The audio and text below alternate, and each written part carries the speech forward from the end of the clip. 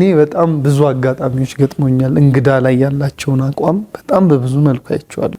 አንድ ጊዜ የሚገርማችሁ የሆነ እንግዳ መጥቶብን ከኢትዮጵያ የታመመ ሰው አስታመን ምናምን ጨረስን። ሀገር መጎብኘት እንፈልጋለን አለ።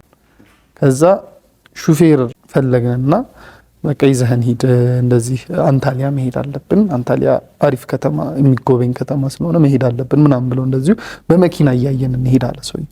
በአጋጣሚ ስንሄድ ግን ይመሻል፣ ስለዚህ ሆቴል ማደር አለብን ምናምን አንካራ እንረፍ ተባለ እና አንካራ እንረፍ ተብለን ሆቴል እንከራይ ብንለው ሰውየው ሹፌሩ ኧረ ወዴታ በፍጹም አይሆንም፣ እኔ አንካራ ቤተሰብ አለኝ፣ 10 ነን፣ እኔ አንካራ ቤተሰብ አለኝ፣ እኔ ባለሁበት እናንተን ሆቴል ውስጥ አላሳድርም። ማሻአላ 10 ቤተሰብ 3 ህፃናት ልጆች እንግዲህ ወተት የሚፈልጉ ምናምን ሙሉ እንትናቸውን ከቨር አድርገው ቆንጆ ራት ጋብዘውን ቤታቸውን አንጥፈው አሳድረውን ጧት ስጦታ ሰጥተውን ተመለስ ወደምንሄድበት ወደ አንታሊያ ሄድ።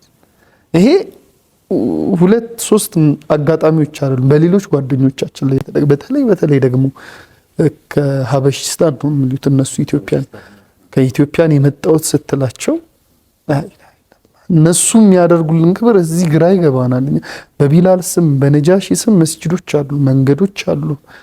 በቃ ሲያዩህ ገና እንትን ነው የሚመስላቸው። በቃ ስጦታዎች በጣም ያበረክቱልሃል። እነዚህ አናዶሉ የሚባሉ አካባቢዎች አሉ፣ ኮንያ፣ አንካራ፣ ካይሰሪ ምናምን የሚባሉ ከተሞች አሉ። እዛ ቦታ ላይ በጣም ተደዩኑ በጣም አሪፍ የሆነባቸው ሀገሮች ናቸው።